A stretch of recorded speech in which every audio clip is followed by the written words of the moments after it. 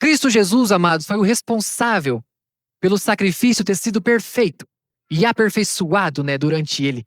Para que agora, pela verdade, na verdade, com a verdade, nós tivemos o privilégio de ter sido, justificados. Há uma grande diferença, amados, entre justo e justificado.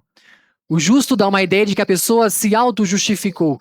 Ela se tornou justa, ao qual nós vemos que isso é impossível. Ninguém tem a capacidade de se justificar. Porque a justificação pede morte. Romanos capítulo 6, versículo 7.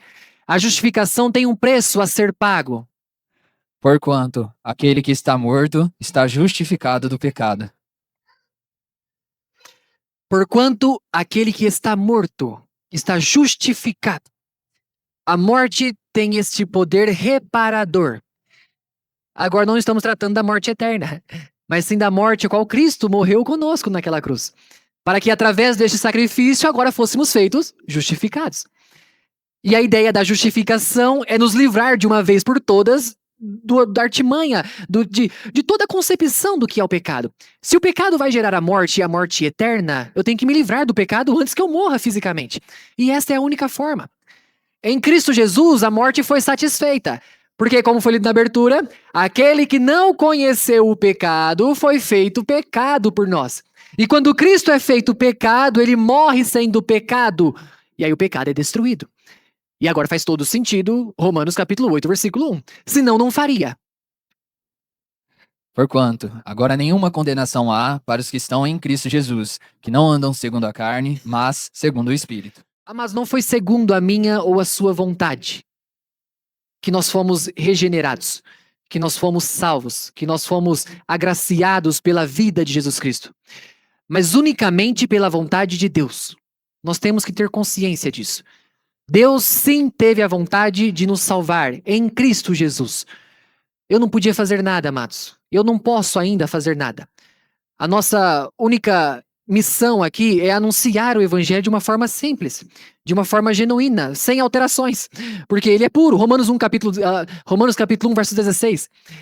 É o evangelho simples, ao qual não nos traz vergonha para anunciá-lo. O que Paulo disse? Eu não envergonho do evangelho de Cristo, pois é o poder de Deus para a salvação de todo aquele que crê, primeiro do judeu e também do grego. Para a salvação de todo que crê. Vocês entendem que não é todo que merece, todo que nasceu na cidade de tal, todo que fez aquela boa ação, todo aquele que veio na igreja, todo aquele que participou do louvor, não é. Somente aos que creem. Entendem como crer está intimamente ligado ao cumprir a palavra? Porque foi isso que Cristo disse. Se vós não estiverdes em mim, amados, eu não posso fazer nada. Se você não estiver em mim, você certamente será lançado fora. Essa é a parte triste do evangelho, amados. O evangelho nos anuncia um amor incomparável, imensurável, que Cristo teve por nós, que Deus teve por nós. Mas também é uma lei irrefutável, ao qual trará condenação para todo aquele que não crê. O tempo ele se abrevia cada vez mais. Nós não temos margem para erro. Nós não temos margem para esperar mais. Por isso que vem o conselho, não erreis, meus amados irmãos. Porque o homem não pode fazer nada de bom. E de fato ele não pode. Tudo que é bom vem do alto, e é assim o que o Senhor nos dá. Eu lembro de uma frase de Charles Spurgeon que ele diz que tudo que há de bom nele é Cristo, e tudo que há de mal é ele mesmo. E eu vejo que isso é o que é a nossa vida. Quando a gente se despoja do velho homem e reveste-se do novo, como registrado lá em Efésios, a mudança de mentalidade e de como nós caminhamos por essa terra é o que muda tudo. Muda tudo. A percepção do que é o certo do que é o errado. A percepção do que nós devemos ou não devemos fazer. A percepção do que nos é lícito e do que não é. Do que nos edifica e que não edifica. E quando ele fala que este dom perfeito vem por intermédio de Deus, por intermédio de Jesus Cristo, em quem não há sombra de variação. O Deus ao qual nós cremos, amados, ele não muda.